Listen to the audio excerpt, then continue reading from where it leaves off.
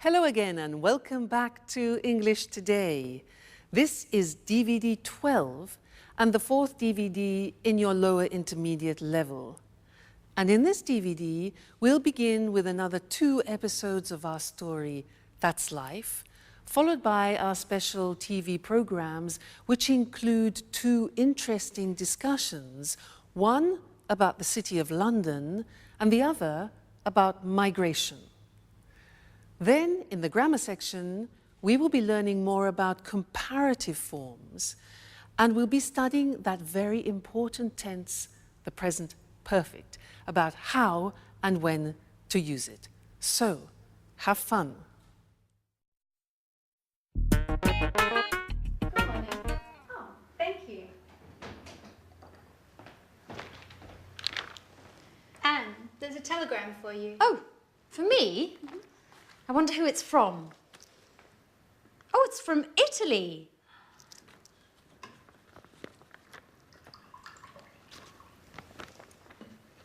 Come on, Anne. Tell me who it is from.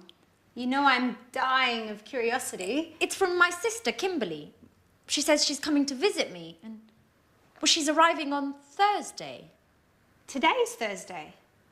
Oh my God. It is. What? Oh, what? Now I have to tidy up and do the shopping, and the house needs a good cleaning as well. Oh. Slow down and calm down, Anne. We've got time. So, who is older, you or your sister? I am. And are you similar or different?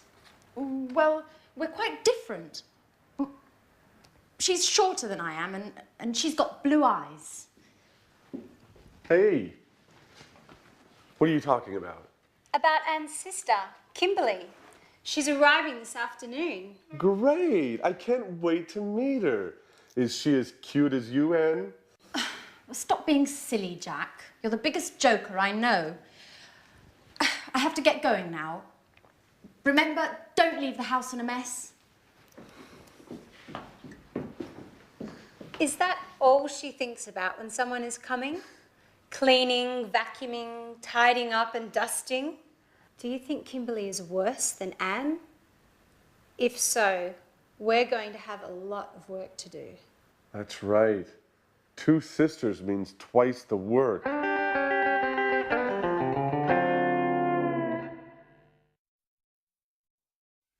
Hello again and welcome back for another English lesson on your live TV program. Now, in that episode which you just saw, we learned that Anne has a sister called Kimberly, and that Anne is older than Kimberly, and Kimberly is shorter than Anne. And Jack asked, is she as cute as Anne? Now, those were examples of different ways of using the comparative form, which is what I want to look at with you now. For example, look at this. This is one book, this is another. They're not the same. So we say, this book is bigger than this. This book is smaller than this book. Okay, they're not the same. 2 more examples. We have 2 pens. This costs €20.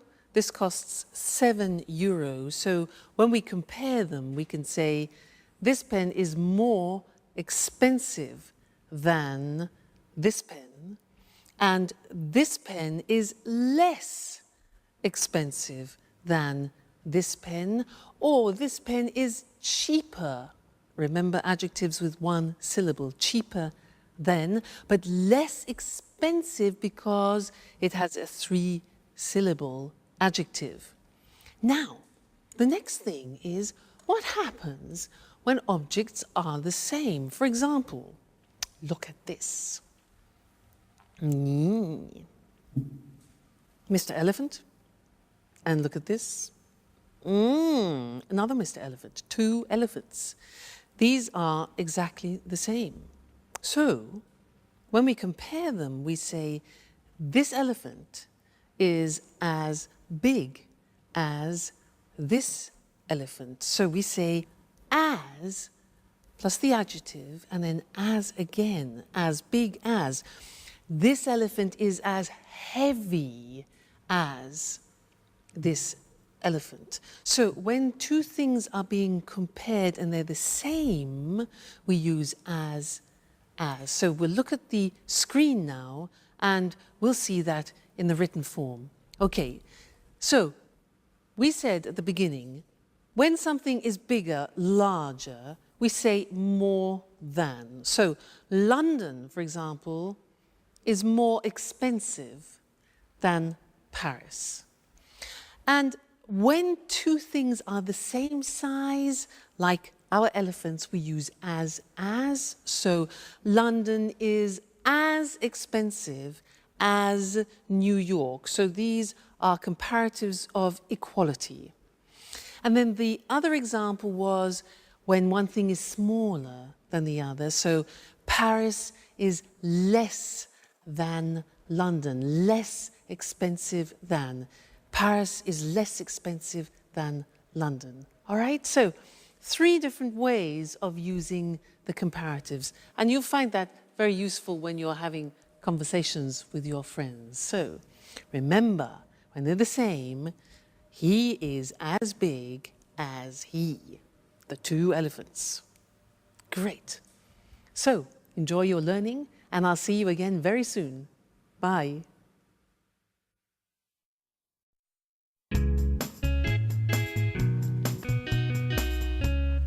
Hi, Anne. So, you must be Kimberly. It's a pleasure. I'm Jack. Hello, Jack. Anne has told me so much about you. Hi, I'm Alice. You live in Rome, don't you? So, how is life in Bella, Italy? Wonderful. My father raised me in America, though, but Italy is the most fascinating country in the world, as far as I'm concerned. Its history, the art, and of course, the best food in the world. What else could anyone ask for? And of course, the Italians are the most likable people in the world. You are 100% right. Just look at me. I'm originally from Bologna, which is one of the best cities in the world when it comes to eating well. I know Bologna well. It's a beautiful city, even if I do prefer Rome. Rome is much bigger and more exciting. So how does London compare? London isn't that bad. Apart from the weather, it certainly is much colder than in Italy. And the British are, well, how should I say this? They're less clever than the Italians. Watch yourself, Jack. Watch what you're saying. Yes. You know, Kimberly and I are both British. Well, I'm more British than she is. You're right. Well, I was talking about British men, of course. Kimberly, this is Peter and Sharon. They live in the apartment next door. It's a pleasure to meet you. So, Kimberly, Anne told us that you're attending art school in Rome. You know, I wanted to study art when I was a little girl, but in the end, I decided to study archaeology instead. That's interesting. And Peter, what do you do? I'm an actor, and I do a little singing. I'm acting in a musical at the moment. What a great career. Yes, but it's certainly less stressful than Jack's line of work. He works a lot harder than Peter. But actually, he's the hardest working person in the house. And I'm the person that has the most fun. Speaking of fun, what shall we do this evening? I would love to go out. It's been so long since I last came to London. Well, why don't we go to the cinema? Come on, Anne, that's so boring. Why don't we do something more exciting? I don't know. We could go to the pub and get something to eat. And after that, why don't we go to a disco? Wow, what a surprise. You two are completely different.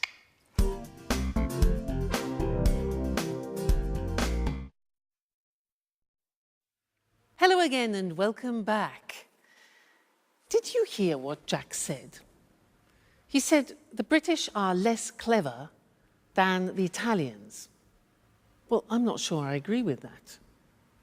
But anyway, I want to do some revision of the comparatives and the superlatives with you.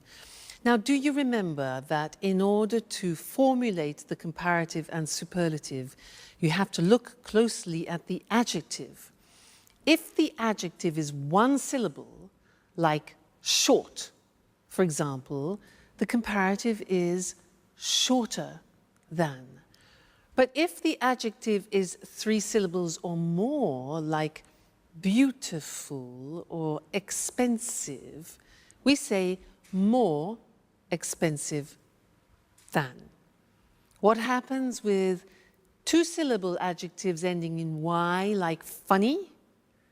We take off the Y, insert an I, and it becomes funnier than.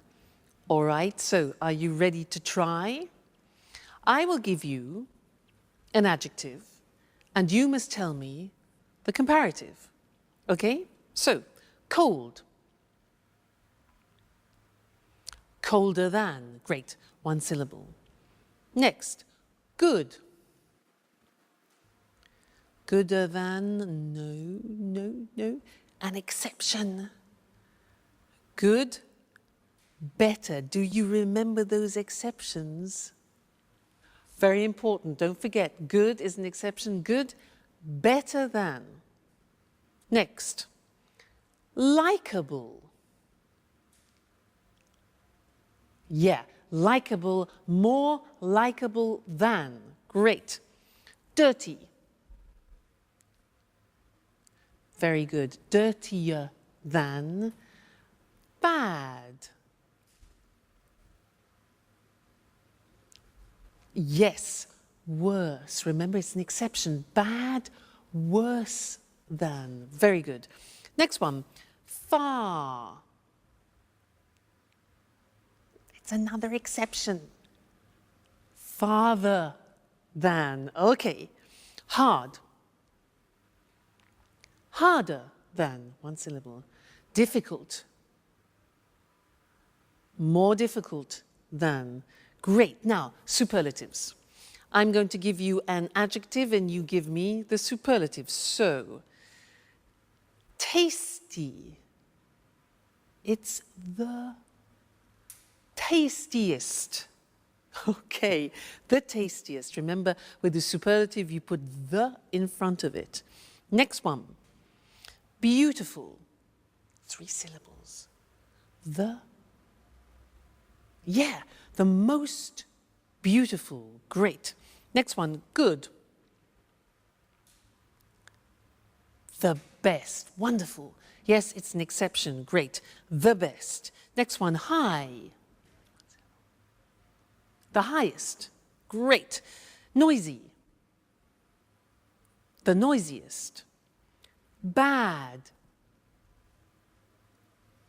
The worst. Very, very good. And one more, large. The largest. Fantastic. You see, it's just practice. The more you practice, the more you remember, the easier it is.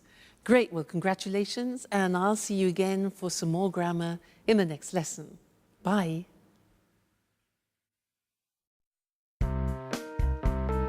Have you finished yet? Alice! No, Jack, I haven't finished my shower. Could you ask Anne to come in here, please? She's just left.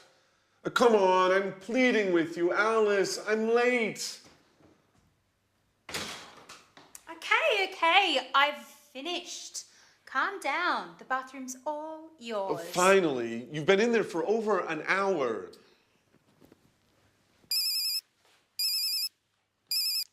Yes? Yes, this is Jack. No, I haven't seen John since yesterday. Why? Oh, the report. Yes. No, I haven't finished it yet.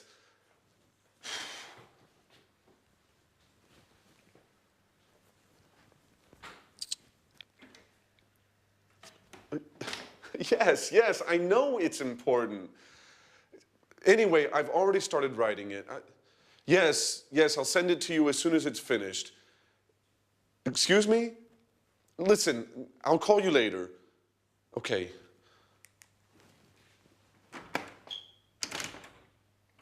Alice, if you don't open this door, I'm going to knock it down. Actually, it's Kimberly. I've just come in. Is everything okay, Jack? Yes. No. I've been waiting to use the bathroom for over an hour. I must get to the office. Okay, Jack. It's all yours. I'll use the bathroom later. Thanks, Kimberly. That's very kind of you. Sorry.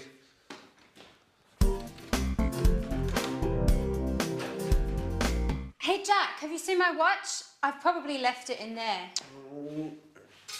Here you go. Have you forgotten anything else? Ooh, we're rather nervous today, aren't we? Bye. I have to get going. Hey, Jack, wait! Oh, Jack, your mobile. Oh, he's already gone. So, what are you doing today, Kimberly? Have you ever been to Portobello Market? No, I've never been there. Would you like to come along and browse around the stands? Oh, yes. It's been months since I last visited a flea market.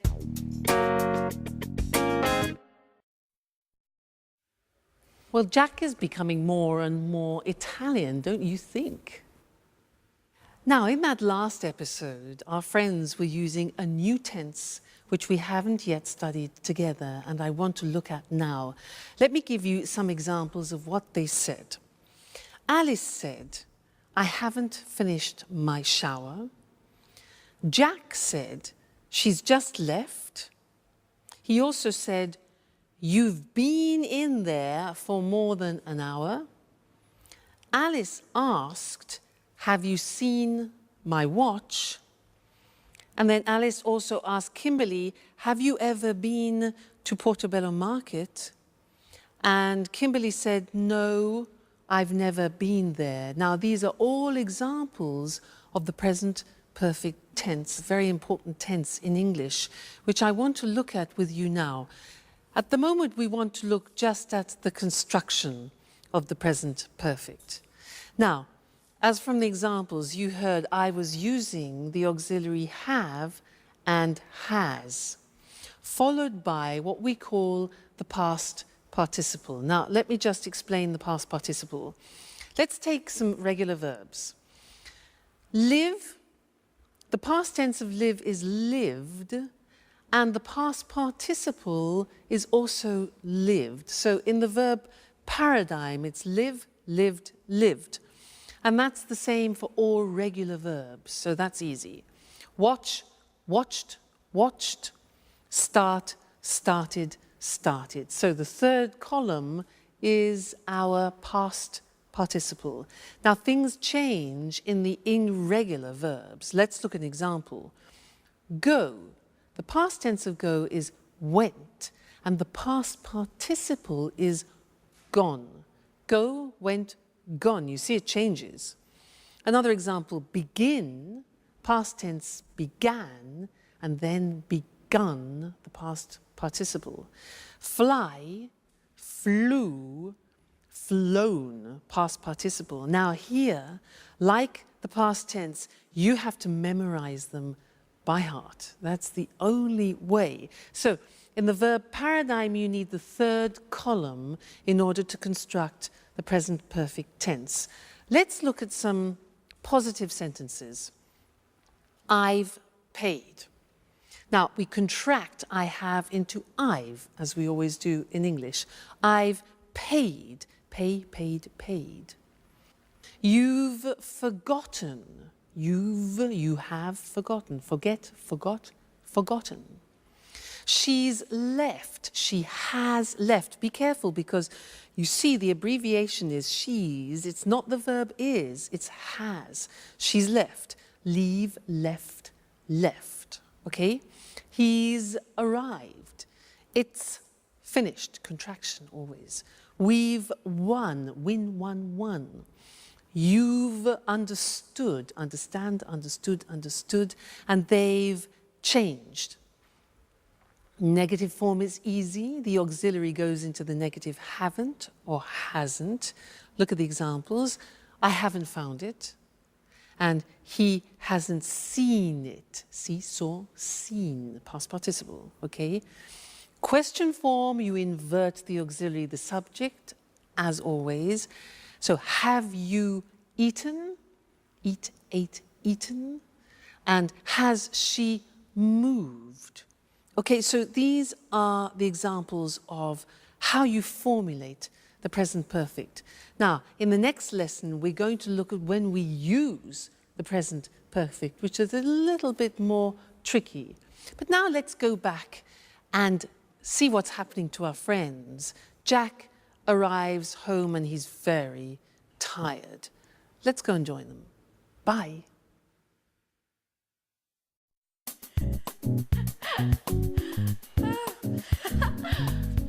Oh, hi, Jack. Oh, what's the matter? You look awful. I'm a wreck. And I've lost my mobile. No. Alice told me you forgot it when you left the apartment this morning. That's where it is. I've looked everywhere. I must admit, I've been a little distracted lately. I guess I need some rest. You know, I haven't had a holiday since they transferred me to London. Oh. Okay, well, relax a little now. Kimberly is showing me some photos of a party they had at university last month. I've never seen such funny photos. Hey, this is a picture of the Faculty of Economics. I've been there for a seminar. Really? When did you attend that? Well, I was only there for 4 days, but it was really interesting. Hey guys, I've just got off the phone to Peter and he wants to know if they can come over in a bit. He wants us to convince Sharon to move to Japan with him. She hasn't decided yet if she wants to go. To Japan? It's a great country. Have you ever been there? No. And to tell you the truth, I'm not really interested in going. Why do you say that, Jack? You're right, Kimberly. Japan is a fascinating country. I haven't been since 1995. Who knows what has changed since then? Do you mind if I go to my room? Today was awful. I'm dead tired and I haven't had anything to eat. Please tell Sharon and Peter, please give Sharon and Peter my regards. I'm really not in the mood to chat this evening.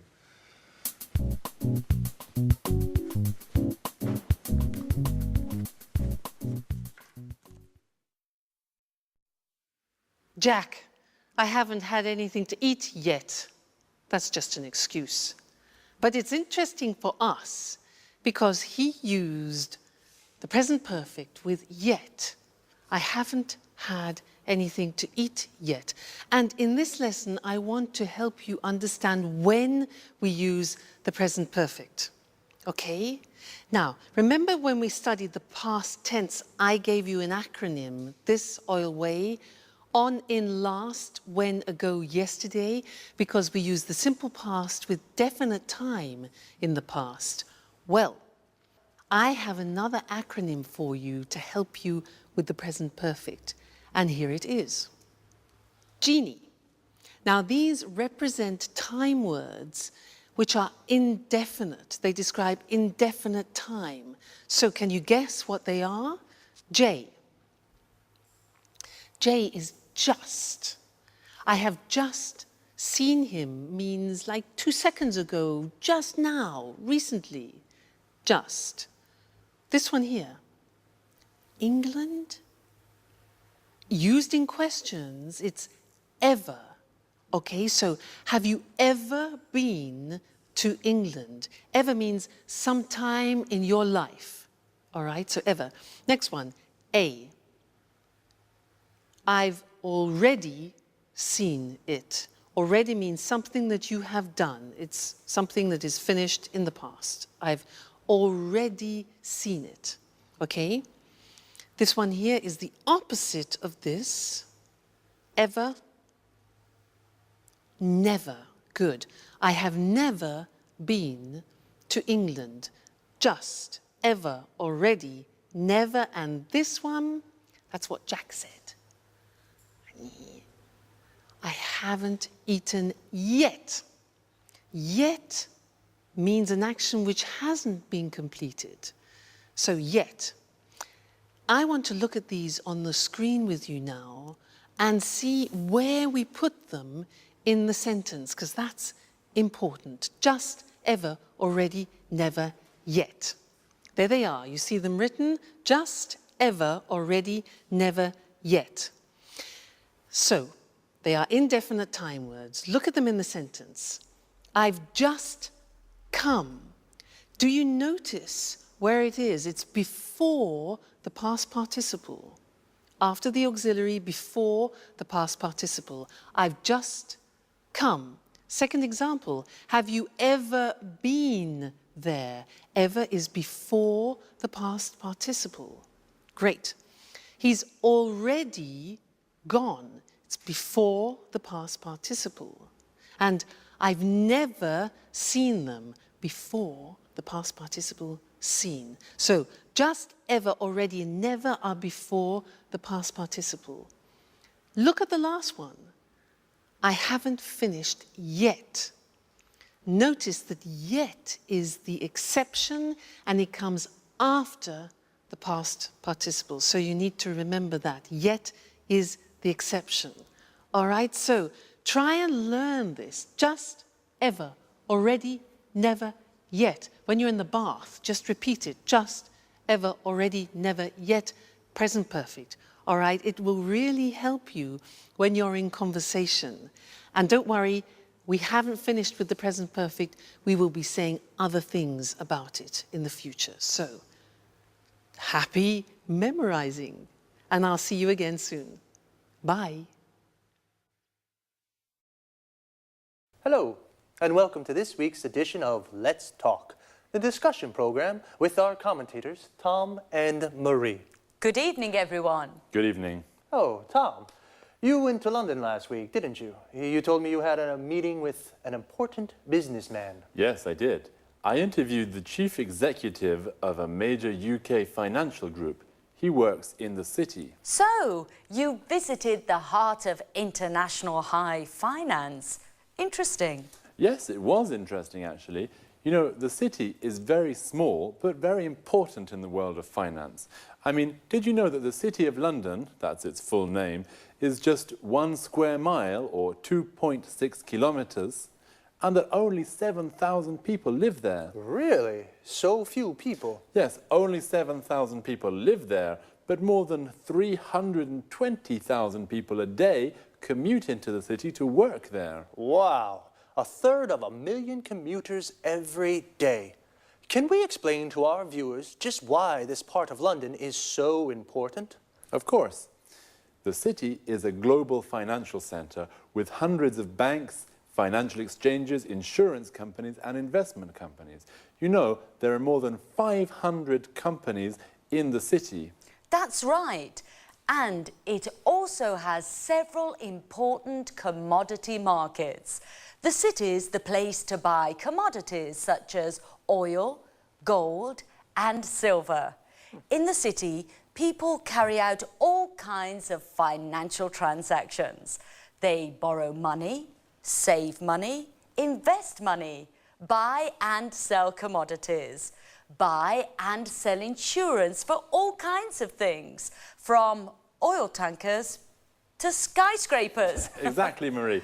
Together with Tokyo and New York, the city is one of the world's most important financial centers. It's situated between the time zones of Asia and America. In fact, offices in the city don't have just one clock, they have at least 4 with clocks showing the time for Tokyo, Zurich and New York. So, the city's open for business 24 hours a day. Well, do only people from the world of finance work there? Oh no, lots of other highly skilled people work there. For example, many lawyers, accountants and computer experts work there. They help the banks and insurance companies to work smoothly. It's worth remembering too that the city is a beautiful place to visit. It can be ultra-modern and medieval at the same time. There are some beautiful old buildings, especially the churches, and some innovative new buildings such as the Lloyd's Insurance Building and the Swiss Re Building, or the Gherkin as it's now known. But remember, don't visit the city at weekends. There's nobody there, and most of the shops and pubs are closed. Ah, thank you for that tip. Well, the city is the financial heart of the UK and perhaps of Europe. But it is also an interesting place to visit with many interesting buildings. Thanks to our commentators. Goodbye. Goodbye. Goodbye, everyone, and see you again soon for our next interesting appointment with Let's Talk. So, the City of London is the financial heart of the UK, the heart of international high finance. We say a thing or a place is the heart of something, we mean it is the center. Well, the City of London is very important. 320,000 people commute every day to work there. To commute means to travel regularly from work to home to work. Usually, the distance is quite far. A person who does this is called a commuter. The city is important because it's full of financial institutions. For example, insurance companies. These are companies that insure people or property. This means they guarantee against loss or damage. Now, most people have car insurance. You pay your car insurance every year, and if you have an accident, your insurance company pays for the damages. Hopefully. Going back to the city, there are investment companies, companies that buy shares of other companies to make a profit. And there are several commodity markets. Several is more than two, but not many. A commodity is a product that you can buy and sell in large quantities. Coffee, oil, gold are all commodities. The place where you buy and sell commodities is called a commodity market. And of course, there are lots of banks in the city. A bank is an institution that carries out financial transactions. To carry out means to do. Financial transactions are the things you do with money. Some examples are, you can borrow money. To borrow means to take and then to give back later. You can save money. To save means to keep secure. The bank keeps the money for you. You can invest money. To invest means to buy something or put your money into a company to have a financial return. People invest money to make more money. See you again soon. Good evening to all viewers, and welcome to this week's edition of Let's Talk, our discussion program with our expert commentators, Tom and Marie. Good evening, Eric. Good evening. Well, according to the data from the latest European Conference on Migration, the number of migrants arriving in Europe has increased enormously over the last 5 years. EU politicians are divided on this issue. Some of them believe that migration is a bad thing and causes lots of problems. On the other hand, other politicians maintain that migrants contribute to the developing of the economy. Could I ask what you think about these issues? Well, in my opinion, migrants don't help our economy. On the contrary, they take jobs from local people and push down pay rates for both unskilled and skilled workers. In fact, migrants are often paid less than the legal minimum wage. I'm afraid I don't agree with you, Marie. Many employers use immigration to plug labour shortages, for example, in agriculture. Farmers employ thousands of Eastern European workers to pick their crops, as they can't find local workers to do the work. Oh, that's true. In addition, there are low birth rates in most European countries, particularly in Spain and Italy. The economies of these countries need more workers, especially for difficult jobs that local people don't want to do. Exactly, and it's important to remember that migrant workers contribute to the economy because they pay taxes. Well, this only happens if migrant works legally. Unfortunately, many migrants come into Europe illegally. You're right, Eric. They come in illegally and they often form an underclass that doesn't have access to healthcare and education. That's why they sometimes get involved in criminal activities.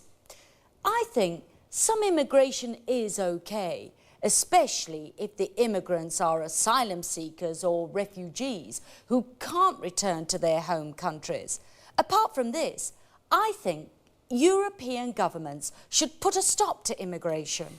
How do you suggest they do this? Well, the EU should do more to help develop the economies of North and West Africa.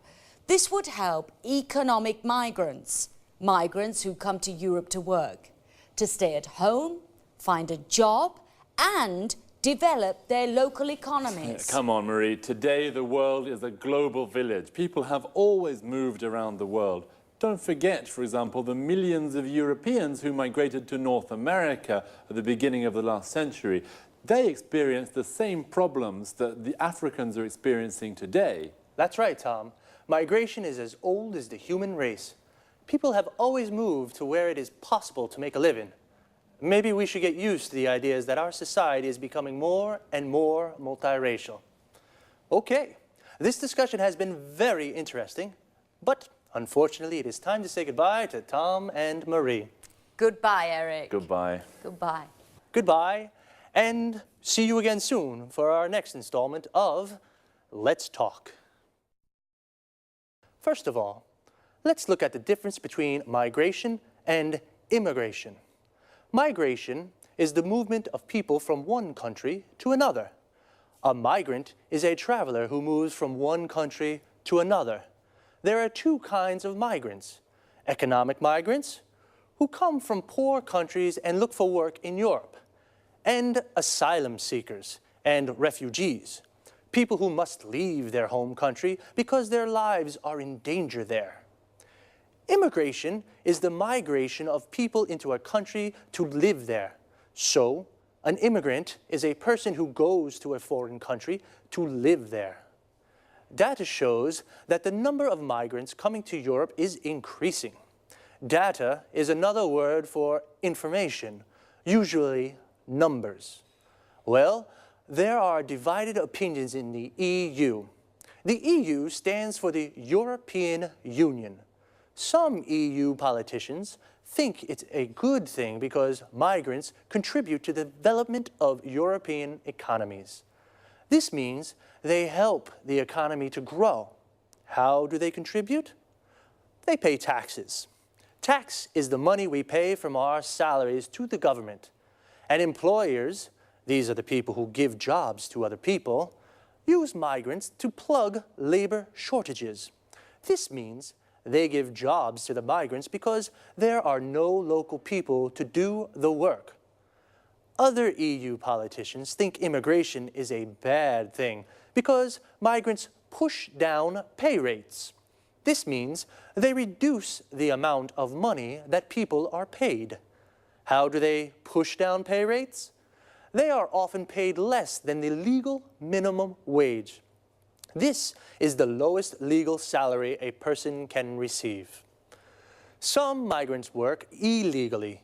Illegally means against the law.